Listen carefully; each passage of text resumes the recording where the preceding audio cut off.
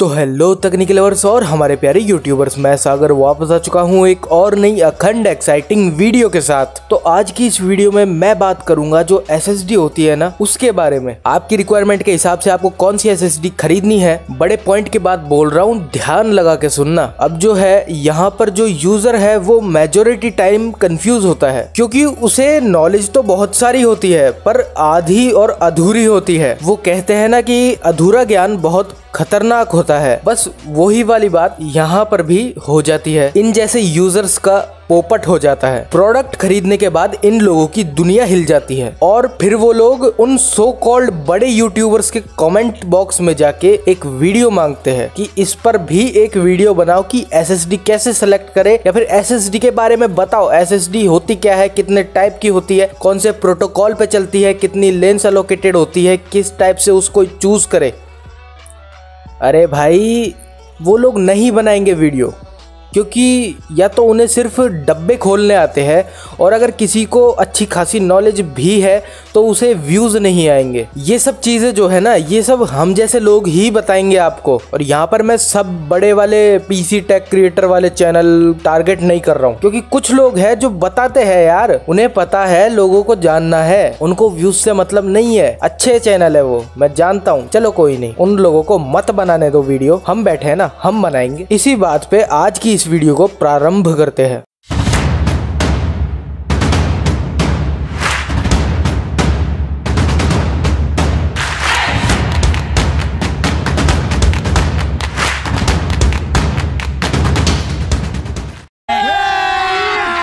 अभी मजा आएगा ना भिड़ो। आज की डेट में जो है मार्केट में बहुत अलग अलग तरह की एसएसडीज मिलती है, लेकिन जब एसएसडी नहीं थी तो नॉर्मल सी बात है कि हम लोग सब जो है हार्ड ड्राइव के ऊपर ही अपना डाटा स्टोर करते थे, ऑपरेटिंग सिस्टम इंस्टॉल करते थे, एक सी ड्राइव बना देते थे और एक डाटा के लिए डी ड्राइव बना देते थे। तो उस टाइम पे इतनी चॉइस भी नहीं थी और इतनी प्रॉब्लम भी नहीं होती थी लोगों को, क्योंकि मैक्सिमम अपना जो हार्ड ड्राइव होती थी वो या तो 70 to 100 आरपीएम वाली या फिर उससे कम आरपीएम वाली जो आती थी। तो ये जो है उस टाइम पे कोई इतना बड़ा इशू नहीं था, इतना बड़ा मतलब कोई वो चीज नहीं थी है, क्योंकि उस टाइम पे कुछ ऑप्शन ही नहीं था। लेकिन जब एसएसडी आई तो चीजें इतनी मतलब परफॉर्मेंस तो बहुत ज्यादा बढ़ गया, लेकिन थोड़ी सी चीजें कॉम्प्लिकेटेड भी हो गई। अब कई लोग बोलेंगे कि भाई कॉम्प्लिकेटेड कैसे हो गई, एसएसडी तो फास्ट होती है और हार्ड डिस्क जो है वो स्लो होती है। तो भाई हाँ भाई, तुम एकदम सही हो, मैं इस चीज में मना नहीं कर रहा कि भाई एसएसडी फास्ट होती है, नॉर्मल सी बात है, और हार्ड डिस्क जो है वो स्लो होती है। मैं एकदम आपसे वो हूँ, वो क्या बोलते हैं उसको, एग्री करता हूँ आपसे, या आप एकदम सही पॉइंट बोल रहे हो।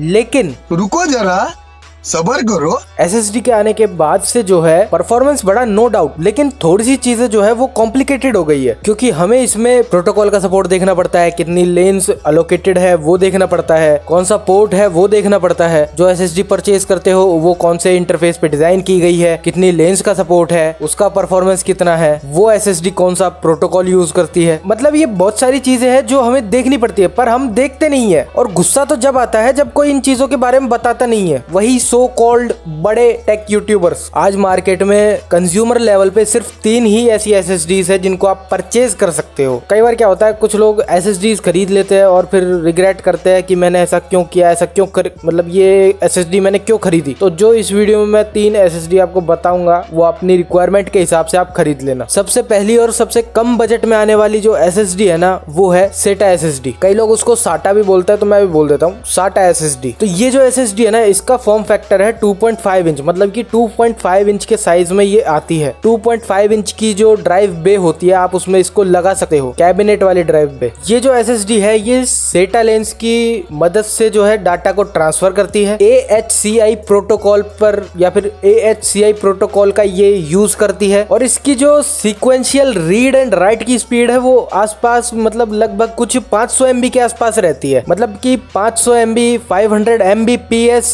की स्पीड से ये जो है डाटा ट्रांसफर करती है। 450-500 इसकी एवरेज स्पीड होती है, और अगर बहुत ही ज्यादा मतलब बढ़िया वाली हो गई है तो 500-550 तक भी चली जाती है, क्योंकि वो जो एसएसडी है वो है सेटा 3 वाली, मतलब वो सेटा 3 इंटरफेस पे वर्क करती है। और जो सेटा 3 की मैक्सिमम स्पीड होती है वो है 600 MB पर सेकंड। अब क्वेश्चन ये आता है कि ये वाली जो एसएसडी है इसमें इतना परफॉर्मेंस डिफरेंस कैसे, मतलब एक 450 पे चल रही है, एक 500 पे, एक 550 पे और कुछ कोई तो 600 भी टच कर जाती है। तो ये क्यों? वो इसीलिए क्योंकि आपने देखा होगा ये जो SSD है ये बहुत ही चीप प्राइस पॉइंट पे आ जाती है, मतलब अवेलेबल हो जाती है। तो जो चीप वाली होती है ना, जो मतलब कुछ 2500 रुपए के आसपास, वो 200 कुछ GB 240 GB वाली SSD आती है, उनमें जो मेमोरी यूज हुई होती है वो भी थोड़ी सी चीप क्वालिटी की होती है। और कई SSD ऐसी भी होती है जो कि मतलब SATA SSD ऐसी होती है जो कि SATA 2 इंटरफेस पे बेस्ड होती है, कई होती है जो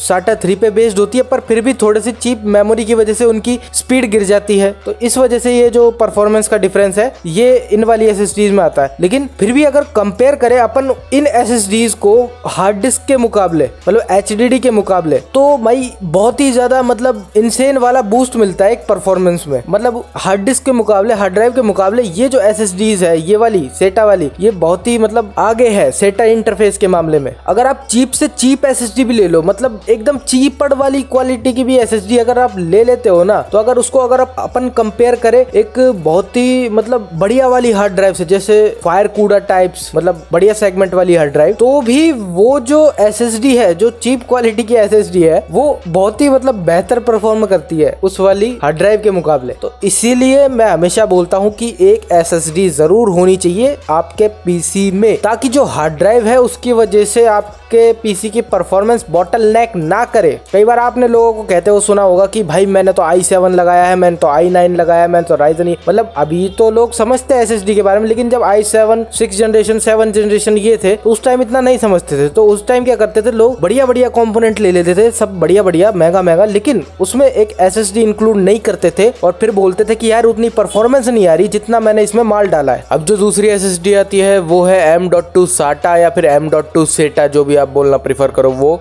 अब ये वाली जो SSD है ना, इसका बस यहाँ पर इंटरफेस चेंज हो जाता है, बाकी सब वो SATA वाली 2.5 इंच वाली SSD की तरह ही है। अब इसमें जो प्रोटोकॉल यूज किया जाता है वो भी वही है SATA SSD वाला AHCI, और इसमें जिस लेन की मदद से डेटा ट्रांसफर होता है वो भी वही है SATA लेन। इसमें बस एक ही आपको फायदा है, मतलब इतना भी कोई खास वो फायदा नहीं है। अब इसमें जो इंटरफेस है वो चेंज हो चुका है, मतलब ये अब M.2 में लग जाएगा, और जो अगर आप इसको किसी लैपटॉप में लगाने चाहते हो तो ये कॉम्पैक्ट हो गया, ठीक है, लैपटॉप में लग जाएगी और कम जगह लेगी। प्लस इसमें आपको पावर केबल नहीं लगानी पड़ेगी, जो PSU से निकलती है SATA वाली में लगाते हैं अपन, तो पावर केबल नहीं लगेगी, सीधा मदरबोर्ड में कनेक्ट होगी। तो यही है बस कॉम्पैक्टनेस इसका वो है फीचर। और हाँ, अगर अब इसकी परफॉर्मेंस की बात करें तो जैसा कि मैंने आपको बताया कि ये जो लेन यूज करती है वो है SATA लेन, तो इसका परफॉर्मेंस भी उतना ही होगा, 600 MB मैक्सिमम। अगर आप लैपटॉप के लिए लेना चाहते हो तो ले सकते हो, ठीक है, लेकिन मैं बोलूंगा कि अभी अवॉइड करो इसको, क्योंकि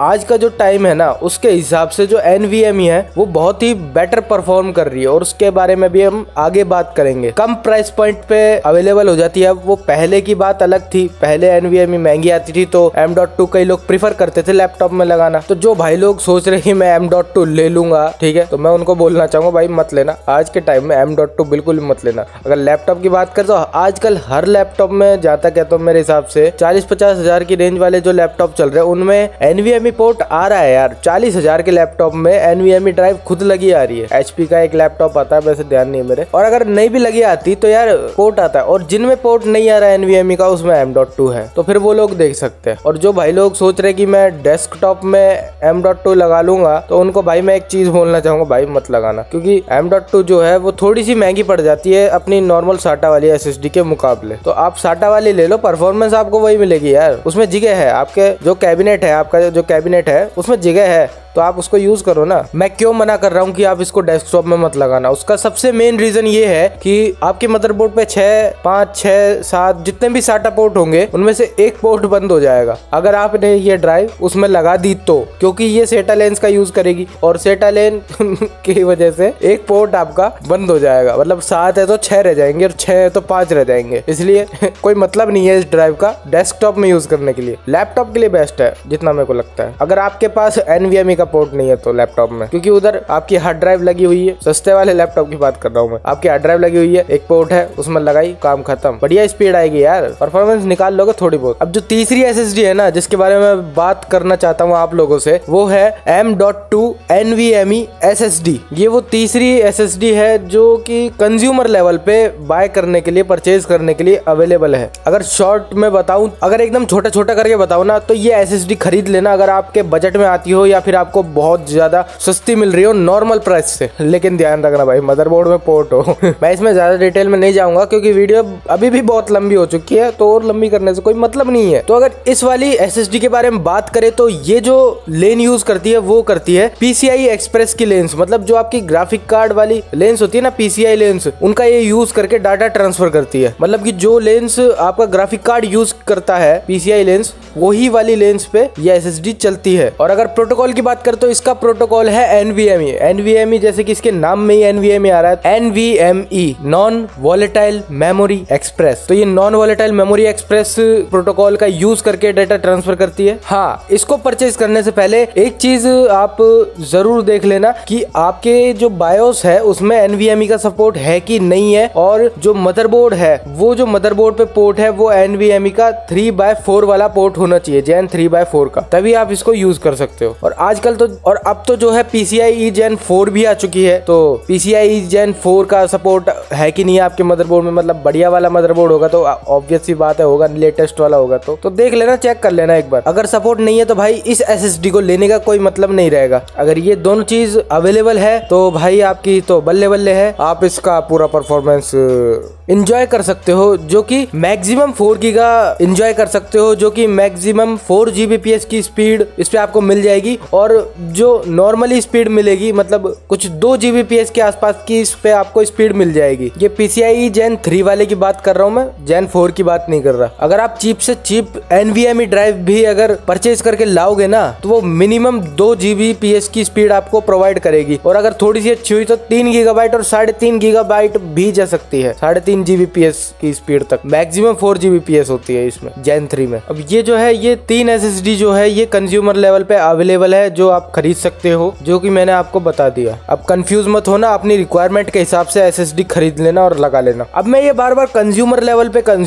पे क्यों बोल रहा हूँ वो मैं आपको अब बताता हूँ। ये जो 3 SSD बताई थी ना, ये सारी SSDs में मतलब बढ़िया वाली SSD है जो आप ले सकते हो, अच्छी SSD है। दूसरी जो SSDs है वो है जैसे U.2 हो गई, एक SATA एक्सप्रेस है, M-SATA है। अब ये जो SSD है ये M.2 और NVMe के बाद आने के बाद इतनी पॉपुलर नहीं रही, मतलब मार्केट शेयर बहुत ज्यादा हो गया NVMe और M.2 वगैरह का। PCI एक्सप्रेस कार्ड में भी डिजाइन होती है, U.2 जो है वो थोड़ा प्रोफेशनल काम में यूज होती है। तो इसीलिए मैं बार बार बोल रहा था 3 कंज्यूमर लेवल SSDs जो कि बहुत ज्यादा पॉपुलर है, और इनमें लोग कई बार कंफ्यूज हो जाते हैं कि M.2 ले या NVMe ले। NVMe कब लेनी चाहिए मैंने आपको बता दिया, M.2 कब लेनी चाहिए मैंने आपको बता दिया, और SATA 3 वाली SSD कब लेनी चाहिए वो भी मैंने आपको बता दिया। तो अगर आप वीडियो में कुछ इन्फॉर्मेशन मिली हो तो फटाफट से वीडियो को लाइक कर दो, इसको शेयर कर दो अगर आपके दोस्त भी ऐसी वीडियोस देखते हैं तो। और जो लोग इस वीडियो को पहली बार देख रहे हो और अभी तक बैठे हैं यार, उनको भाई सलाम है मेरी साइड से। आप इसको सब्सक्राइब भी कर दो चैनल को, ऐसी ही वीडियो आपको और भी मिलती रहेगी। और हाँ, कमेंट्स करके बताना कि अगला क्या टॉपिक लाऊं जो आपको जानना है। तो अब तक मेरी बकर बकर सुनने के लिए धन्यवाद।